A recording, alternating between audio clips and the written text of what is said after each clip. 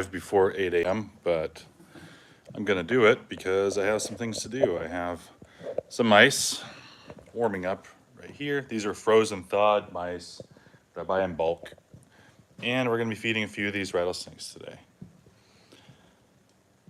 So it came up, it was a question Ryan asked about, and I answered this one already basically, but we don't have anything on a feeding schedule. There's nothing in here that is on a particular feeding schedule. A big part of that is because we don't have any displays. One of the reasons why so many rattlesnakes are obese in zoos and places like that is because they have a live feeding that you can view every week or every 2 weeks or something. That's probably far too much for these animals to eat. They don't always succeed in the wild. They don't eat as much as they want to. And as a result, they can be pretty overweight in captivity. And thankfully, I have a lot of experience with wild rattlesnakes, much more so than captive ones. I mean, I have a lot of experience with captive ones too, obviously, but I like the rattlesnakes that I keep to have a little bit more of a lean, natural appearance, the weight that they would be if they were in the wild. So I'm gonna feed them some ice. Thankfully, a lot of these have a really good feeding response. Like this guy right here, how he's just sitting there at the glass, that's a hunting posture. So he's kind of twitching a little bit. He's gonna take a mouse right away.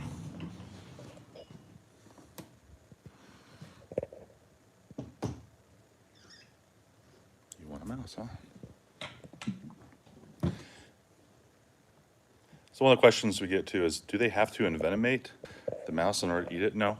There's lots of rattlesnakes that live their lives just fine without needing to envenomate. And this is also the answer to a different question someone asked too. How do they deal with something like a bird that gets away? Well, a lot of rattlesnakes will also do this behavior where they don't just bite, but they bite and hang on. Not always, but this speckled rattlesnake has a lot of, a really good feed response. He does a lot.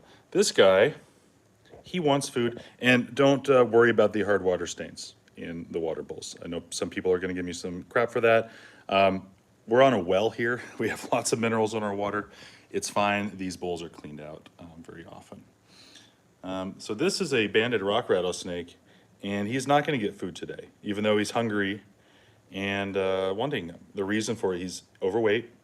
The snake came to me overweight 9 years ago now, so I very carefully feed it when it needs to. Sometimes you have these big animals that will eat whenever you want, so you want to feed them.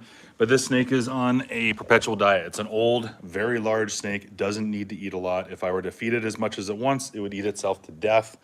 So we're not gonna do that. So that snake eats about 5 times a year. That's all it needs. It's still very healthy weight, overweight actually. Here is a Grand Canyon rattlesnake. You can see that its feeding response is certainly up there. And it wants a mouse, so we're gonna give it one. Sometimes they don't take it right away. What I do is I leave it in there with it for, oh, there we go, for a few hours. And if they don't take it by then it goes to the dumpster over there, which is the gopher snake that we keep. There we go. So snake envenomated. You'll notice that I also use tools for every single thing I do. That's what keeps it safe. I'm just never in strike range of these animals. Why would I do that? This is a great, or a midget faded rattlesnake that also has an excellent feeding response. Let's get you a mouse. He probably doesn't need to eat, but he's a growing snake. Oh, where are you going? You want to go in? Because there's a yummy mouse inside, isn't there? Dude, you're gonna fall down. Come up. Go get your mouse. Nope. It's the other way. Okay, we're just gonna do this. There you go. You'll find it. It's right there. Okay. So I also know it's early. I don't do this as the first thing in the morning ever. This is an activity that happens after your first cup of coffee, for sure. Another rule that we have for our facility or anyone that's working with these animals is you don't do it if you don't feel like it. So even if they've really needed food, oh wow, and or there was, there's a poop in one of those enclosures. I'm gonna get to that today for sure. But if you're not feeling it, you don't do it. That way your head's always in the game, and that's what you need. This is a speckled rattlesnake that we've had for a long time. I think I got it in 2008 as an adult already that somebody gave me. And he's a big guy. He doesn't eat a whole lot either. He eats about every 2 months. He's a good healthy weight. He's not growing, doesn't need it other than just to maintain, and he's a good healthy weight, so that's perfect.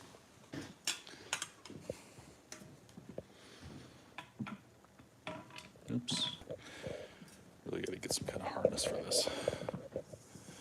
Okay, here's a prairie rattlesnake. He may eat. Let's see what happens. He seems into it.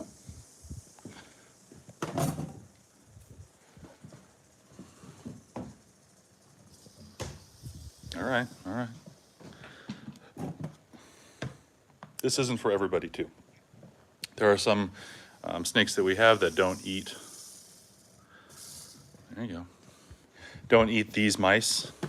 There are some that are very picky that will only eat certain rats. We have a couple that a few that still need to eat live prey. They just will not eat frozen thawed. One of those is the tiger rattlesnakes. For whatever reason, they just will not.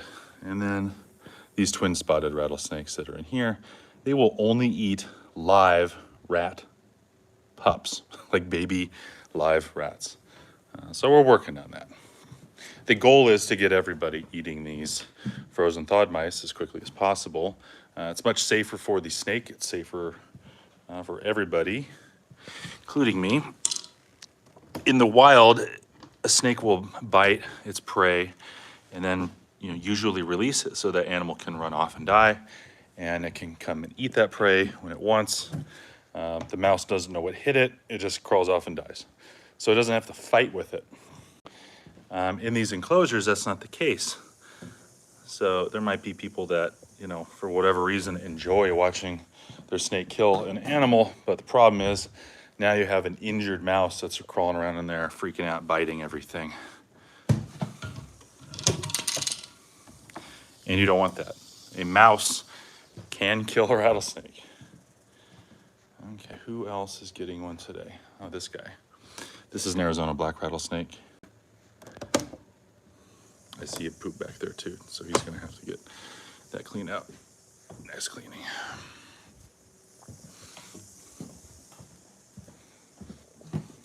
This display is also gonna look a little bit different than it does in a zoo or something, because there's no public showing. This is very much a working room. This is what the back room of your zoo might look like, aside from the much more elaborate displays, because there's a lot of other factors other than just display. One of the biggest things is being able to be safe and clean. So all of these enclosures are made for that. You'll notice that each one is like its own self-contained unit, each stack. And that's the way that they are clean. I rarely clean an enclosure, I clean the stack. And each stack gets a good cleaning on a rotation of once a day, or if there's some kind of thing in there that really needs it. We don't always rush to do a lot of things too. So like there's a poop in there, it's not an emergency situation. I'll be able to clean that out pretty effectively when it comes time for that. By having things on a schedule like that, instead of just jumping around and doing things ad hoc as it feels like it's needed, it's easier to monitor the collection as a whole. It's easier to monitor what's happening and kind of assess the overall health of what's happening. All right, this is a mottled rock rattlesnake. You can see its head there on that rock. It's hunting. Hunting snake, it's a mouse.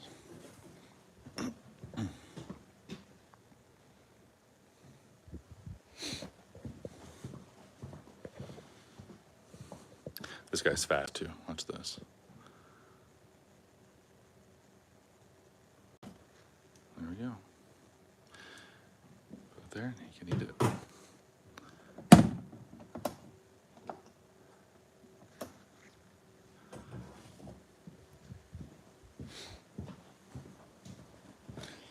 Okay, who else gets one? All right, in here is timber rattlesnake. Hiding as usual. I don't know why, but this timber just loves to hide. This is the timber rattlesnake that came to us that was in a facility in downtown Phoenix for some reason. Hitched a ride. It's in there, so I'm just gonna do a little tap to say, hey, somebody's here, and then I'm gonna leave it right there. And it'll come get it. It always does. I really like these cages too. These are those ones that we got from Apex Cages up here in Cave Creek, or in Carefree. Big improvement over what I was using before. Okay, and we got this guy here. This is an Arizona black rattlesnake. This is another one that eats, well, I used to feed it relatively rarely. It would only eat maybe 3 times a year. But it's got some strange health problems right now. It has a mass growing inside of it. So it still has a good feeding response, still acting normally, just has like a little bit of solid thing. Sometimes that happens with some of these really old snakes too. This snake is almost certainly in its mid to late 30s at this point. So I'm feeding it smaller prey and a little bit more often. The reason for that is if you have something in your belly that hurts, if there's pressure on it, you don't want to put pressure on it. So he eats small meals. Very healthy weight though, doesn't need to be fed a whole lot.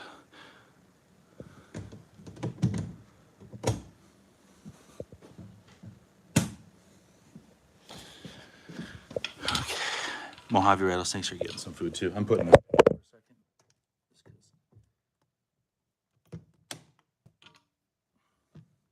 There are 2 Mojave rattlesnakes in here. So when there are 2 of something in there and I can't see one, I handle a little bit differently. Definitely going to use those tools. Ignore that mess, that's the equipment. Here you go. So I'm going to put one right there. And I'll put one on the other side of the enclosure. And then when they decide to wake up today and come out and do their stuff, they can come and eat that when they want.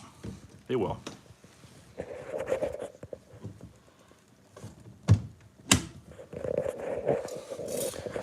Okay, who else is getting one today?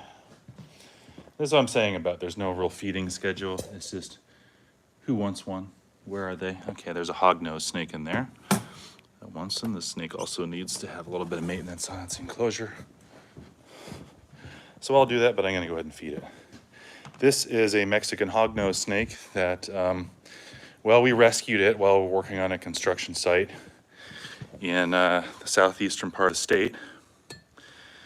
She did not want to be relocated. I relocated her several times, and she ended up continually just wanting to hunt in the road. I got all dust underwater, excuse me. To hunt tadpoles in the road. So I moved her several times, and then on the last time when I watched a big truck straddle her in the road, it's like, all right, you're gonna come with me temporarily until there's no more tadpoles in this thing, and then I'll take you back and release you then. Well, our contract ended, and I didn't go back to the spot. I wasn't even authorized to, so we have a big hognose now. All right, this guy's finishing up.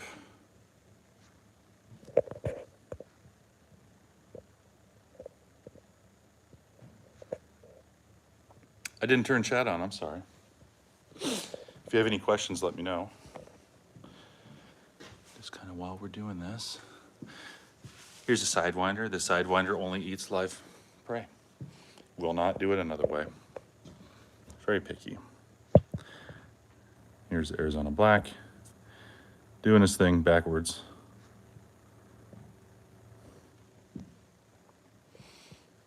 Here's a little Massasauga. You too small to get a big mouse, aren't you?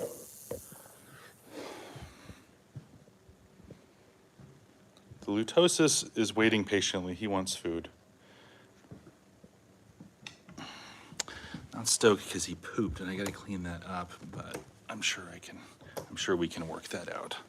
A lot of times if something eats, I don't like to feed them right after because I need to take them out of the enclosure so I can clean it. And I don't want to do that if they've just eaten. But this is not a big prey item. It'll be just fine. Something I never do, ever, is do maintenance on these enclosures with the snake in them. I don't. Shortcuts are where people get hurt. And I know lots of people who keep snakes that have been bitten by them. That is how that happens. Is that they see that, okay, a snake needs water or something. I'll just go ahead and do that. And then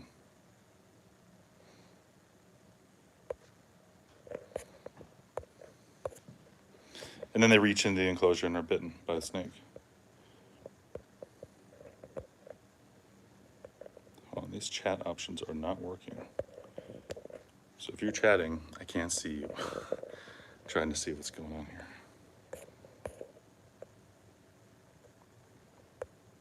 Okay, it keeps saying welcome to live chat, but I don't see any chats on here. So something's up. Anyway, that's fine. I'll check them out later, and if there's something I need to answer, I'll do it in there. Okay, oop, I need to open an enclosure first before I feed. Let's see, okay, little speckled in there, ate already. This guy is shedding his skin, he doesn't want to eat. This guy, did you eat that already? You want another one? No, you don't get another one. Hiding. This one is finishing the mouse. This one's thinking about it. This one ate one. Where is the midget faded rattlesnake? Probably gonna shed its skin, so we're not gonna bother it. Going to town, still eating. It's a lot easier if you do it head first, guy. Nothing that in that enclosure. That was a Southern Pacific that was rehomed. There we go. Here's that midget faded that is eating that other mouse. Oh, that's an explanation. There was no chat because nobody was saying anything. I forget. I'm sorry. It's 8 o'clock in the morning. I know. Thank you. Okay. Thank you, Nancy. All right. Let's see who else is going to get food today. These are twin spotted rattlesnakes babies. Far too small for this. There's a milk snake in there. Far too small. There's a Massasauga in there. You know what? I'm going to feed this large diamondback. She likes to eat. Normally she eats rats, but I'm actually trying to kind of go through the rest of these mice so that I can put it in another order.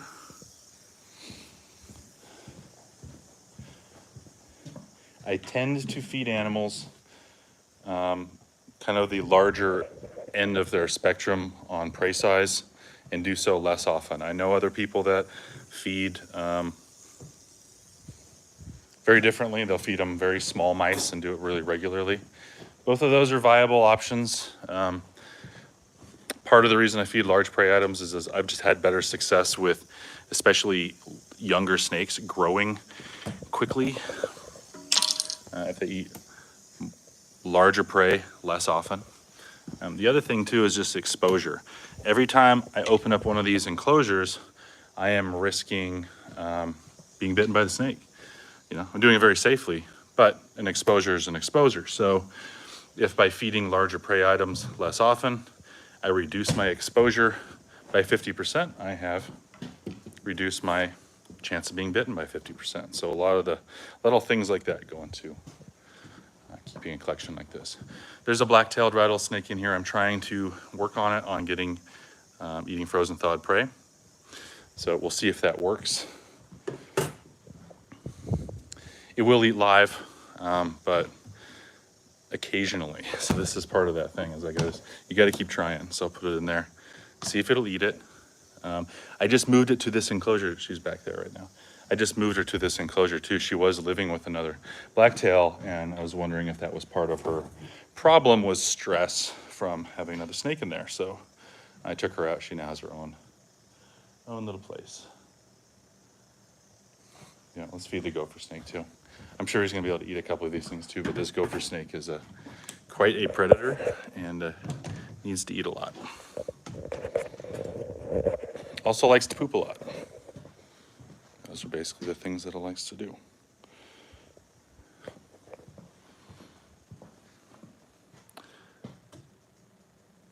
Good morning. There's a mouse. Would you like it? Oh, all right, fine. God, he took it. Now I have a mouse hand. Yuck. All right. No feeding problems there. That snake likes to eat. Timber rattlesnake still hasn't eaten anything. Did you eat it already? Yeah, he did. One Mojave eating. Cool. In here is a baby twin-spotted rattlesnake that is going to a new home with rattlesnake ready for their display soon. So that's the last one. This was the little nursery that I set up. So there were 3 of these enclosures. So when the baby twin spots were born, I separated them out into individual enclosures so I could really carefully monitor their feeding and care. And it was probably the hardest thing I've ever done captive-wise with rattlesnakes, is to get those little tiny babies to survive and all eat. So all of them are eating frozen thawed prey, and that was a huge accomplishment for me. It's very hard. Here we go. Here is that banded rock rattlesnake eating.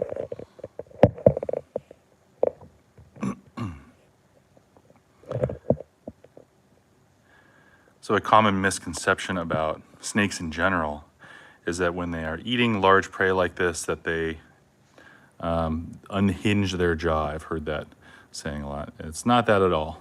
So what happens is the front of the jaw, kind of where your chin is, where if you have a cleft in your chin and have that double chin looking appearance, there is a joint there that is fused with us. But for snakes, there is elasticity there. Those jaw bones are not fused, and there's an elastic function to it. So the snake doesn't unhinge its jaw, but it's that it can articulate each segment of its lower jaw independently and fit its head over something much larger. Its neck is very elastic too. So this snake is using its fangs and using the teeth along its lower jaw. Fangs are not the only teeth they have. They have lots of teeth. The fangs are the ones that everyone worries about though. But it uses those teeth to kind of walk the prey item back through its stomach or into its stomach. So as soon as it gets into its neck, muscles will take over where those teeth are currently ratcheting and pull that prey back all the way into the stomach. So that's a good sized prey item for that snake. That same mouse with this guy, it's already gone. You can see it there in its stomach already. That one probably wants another one, but I'm not sure I'm going to give it to him. It's a big snake, though. Do you want another one? Yes, you do. I bet he'll eat another mouse. That's fine. Oh, wow, he already struck. Okay, that's fine. Where did I put my thingy? Where's the, I'll lose them already. I lost my, oh, there they are. My forceps. I use for these. I have several of them. That's one of the problems with feeding in the dark. I usually keep things dark in here most of the time, unless I'm really, for cleanings, I turn it on. For feedings, I usually leave it off. Keeping it dark in here also just kind of reduces the stress a little bit for the animals, just because they can't see as much. They're not seeing me as clearly running around in the background doing things. They have plenty of light. Actually 2 types. Each of these enclosures has its heat lamp, has UV, and a fan. So there's all kinds of things going on in here.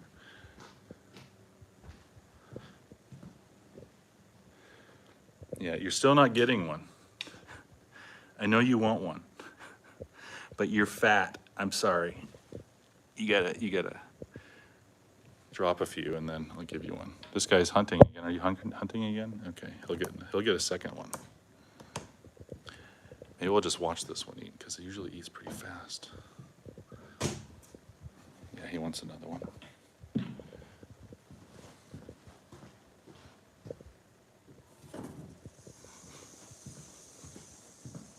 having a good feeding response is also one of the signs of a snake's health.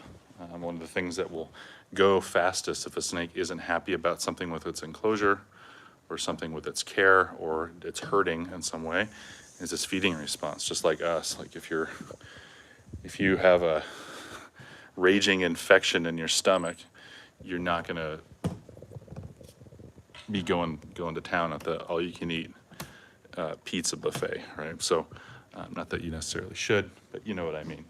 And there's a lot of care, so that's one of the indicators. If this snake has a good feeding response, it's eating and pooping and basking and doing all the things, hiding sometimes, basking sometimes, using the entirety of the enclosure for different things, that means that things are going right. Like, so this little enclosure here, this little Massasauga, again, ignore the hard water in there.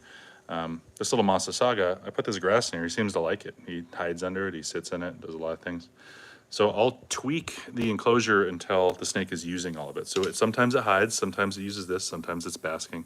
You know, it's using all the enclosure, which means that I feel like everything is working right. If you have a snake that is always just pinned against the wall or tucked in the corner or hiding all the time, a lot of times something is wrong. So that's something I'm experimenting with here. My little timber rattlesnake, awesome little snake, but it hides a lot. It spends a lot of time in its hide. I very rarely see it out basking or doing other things. So that's an indication to me that I still have work to do in this enclosure. Something, even though it is the same as all these other ones, it's a very different snake and it needs some different things. So I still have work to do in that one. It's growing, eating, healthy, but it's hiding a lot. So that means, yeah, doesn't like something or it's not useful with something. So I will work on that. Think about maybe putting some more leaf litter in there. A thing you'll also see in a lot of these enclosures too is that there's a lot of mixed substrate in here. I have wood chips and other types of materials in here. Some of them have grass, some of them don't. Some of these, like this Great Basin rattlesnake, the grass, they seem to really like to sit on. Prairie rattlesnake, they sit on the grass. A lot of the other ones don't really care. The reason why I have different types of substrates in a lot of these is as simple as they like to sit on different things. In the wild, they have different types of substrate. Sometimes they'll sit in large grain sand, sometimes small grain. Some they'll sit in leaves, and then they'll go sit in the sand another time. Some of them, like these ones that are more in the desert, have a little more sandy environment, so I have mixed sandy type substrates in there. Some of them also have different rates of moisture retention too. So you'll see in our Gila monster enclosure, there's the Gila monsters, you have very dry matrix on this side, but then when you come over here, it's mixed. So I started mixing in other more woody materials that retain moisture a little better. So there's a lot that goes into it. And I can't say I'm doing everything 100% right, but I definitely can't say that I'm not paying attention and, you know, trying my best. There's a steep learning curve for keeping rattlesnakes, for sure. Okay, I have just a couple left. Who's gonna get them? Oh, that big hognose ate that one already. I'm gonna see if he'll eat it. She'll eat another one. She's not quite the weight that I want her. When I first had her and I was working with her, she wouldn't eat very much. She would only eat toads. And toads are basically just little bags of water. They don't offer a lot of nutrition. So I just got her to where she's just nailing these mice reliably.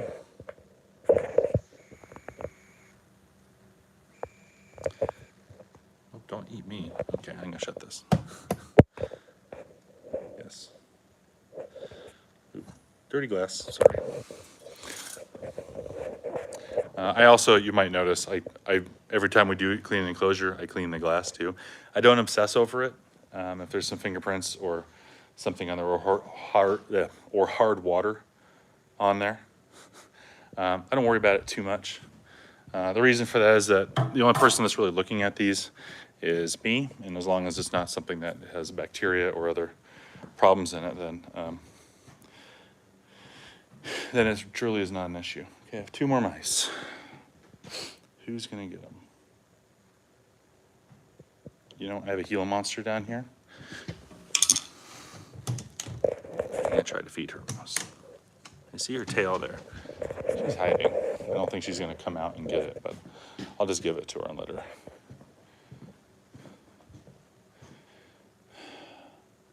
I did it again. I lost my. Oh, okay. I keep putting them in places where I for sure not going to lose them, and then I lose them. This is the last mouse. So this heat lamp that I use, this is basically how I thaw them out, and then make them a little bit warmer than the surroundings. So it does help their feeding response a bit if the snake is, or if the mouse is a little bit warm. Here you go. There's a mouse. He's going to sit there. You can come eat it when you like. Anyway, that's it. So today I'm going to have maintenance. It's only going to take me about 20 minutes with the schedule that I keep and the way that I do things, but keeps everyone happy. And then a feeding like this, I do it maybe every 2 weeks. Usually not as many of these guys get mice as that just got to. I'll just kind of take some and put it out there and then see who's doing what. If somebody is hiding away and of healthy weight, I don't wake them up to feed them. I don't try. If a snake wants food, it's going to come out and hunt. And that's one of the primary things that I look at. If a snake just never comes out, never hunts, never takes prey, I don't mess with it. Anyway, that's that. And this gopher snake. Oh yeah? Shh. Shh. This gopher snake is just waiting because he knows that any of these mice that are not being eaten right now are going to him. All right, I'm done. Gonna go back to work with super exciting emails and paperwork for the day. Thanks for watching.